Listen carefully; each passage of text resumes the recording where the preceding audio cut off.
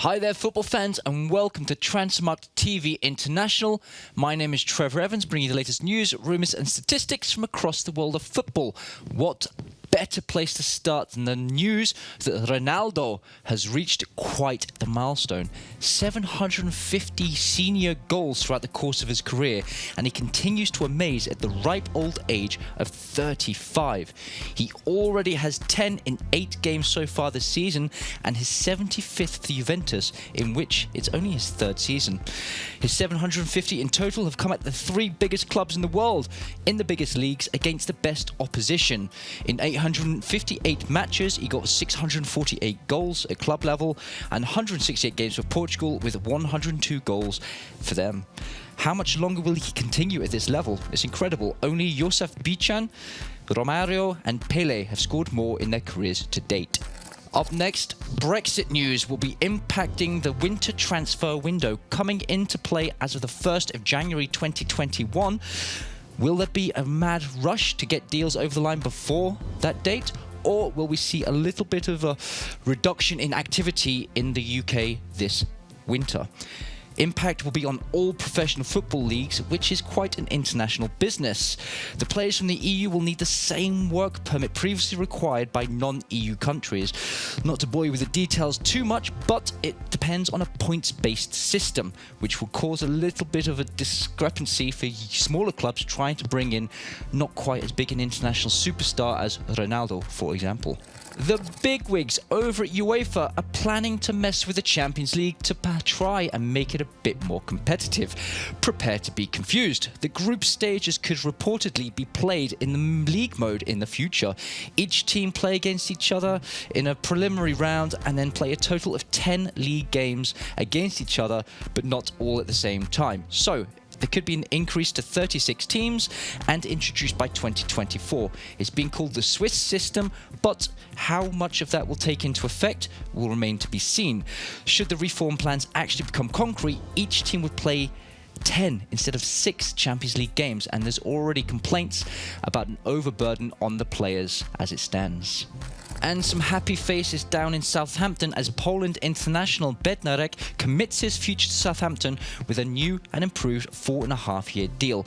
He's been solid as a centre-back partner to Yannick Vestergaard, and he started all 10 Premier League matches so far this season, which has seen Southampton cement themselves in the top half of the league so far.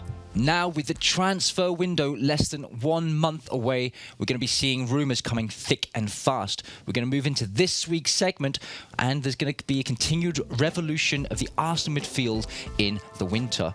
They want to sign 22-year-old Turkish international Özcan from Başakşehir, who has signed from HSV less than 1 year ago and would command a much higher fee than the 2.5 million euros that they paid for him, especially based on recent performances in the Champions League.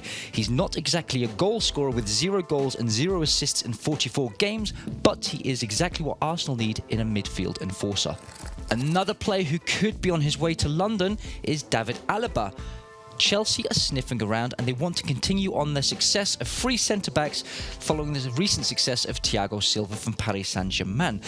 Competition from a host of other clubs, though, with Real Madrid and others expressing an interest, but Chelsea already have lots of centre-backs on their books.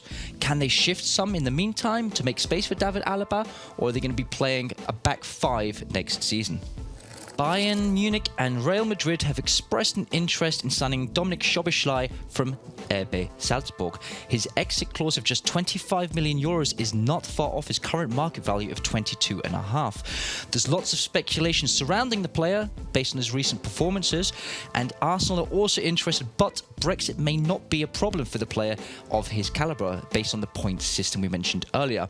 He does, however, prefer a move to Germany, and it could follow the well-travelled Salzburg-Leipzig path if Bayern are unable to convince him otherwise. Wolverhampton Wanderers are being forced into action due to the horrific injury to their main striker, Raul Jimenez, who suffered a clash of heads with David Luiz, fracturing his skull on the weekend. He is recovering well, but he's not due to be back in action anytime soon. So, Wolves are looking at potentially a short-term only, or a long-term solution, with Maxi Gomez being earmarked as the right option. The 24-year-old Uruguayan international has scored 3 in 9 games so far this season. He was signed from Celta Vigo by Valencia for €14.5 million last summer. At the time, his market value was actually €40 million, a good return on investment perhaps. However, his current market value is €35 million, and there's a minimum fee release clause of €140 million, which in all of its madness is in line with La Liga regulations. So, will we be seeing a transfer, or the Wolves think that Fabio Silva is ready to step up and fill the void left by Raúl Jiménez? Following the Paris Saint-Germain-Manchester United Champions League game midweek, Neymar managed to get some attention for off-the-pitch activities. He mentioned that he would be interested in playing with Messi next season.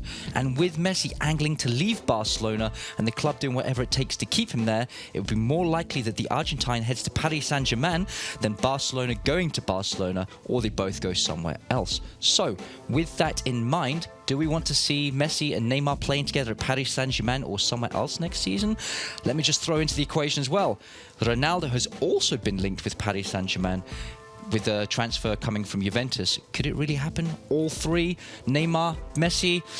It's an exciting prospect for all football fans, and Paris Saint-Germain seems to be the only club with the finances to make anything of this nature likely to happen. In what has been a crazy year 2020 for football, it's nice to see some of these awards starting to come to shape, especially with the Ballon d'Or being cancelled this year. So, the UEFA Team of the Year, the shortlist has been announced. Let's take a quick look, and we're also going to predict what we think the final team will be based on performances so far. So no unexpected faces in the goalkeeper. Interesting to see Angelino in the defence section. In midfield, a couple of interesting faces from Atalanta, and also Fernandes and Sabitzer. And in the attack, Haaland making his breakthrough as a golden boy, being featured in the Team of the Year perhaps. So let's take a quick look at what we predict the Team of the Year might be. Neuer starting in goal, so Van Dijk and Ramos in central defence, with Kimmich and Davies on the fullback positions, De Bruyne and Fernandes in central midfield, an all Premier League pairing there, and surprisingly a 4 in attack, Mbappe, Ronaldo on the wings, with Haaland and Lewandowski up top, an all German or Bundesliga representation up top there. So this is what we think. Let us know your thoughts below. What would your top 11 be? We're very interested to see how it compares to our own 11. We hope that you've enjoyed some of the European football this week, with the Champions League and Europa League underway. But there's something to note.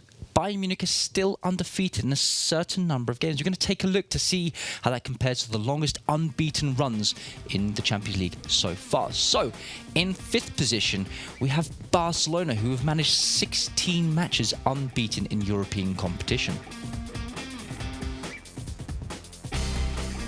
In 4th position, their current run, 16 matches in the Champions League, Bayern Munich. 3rd position, one of the Ajax great teams that they've ever produced, 19 matches, 1994 to 1996.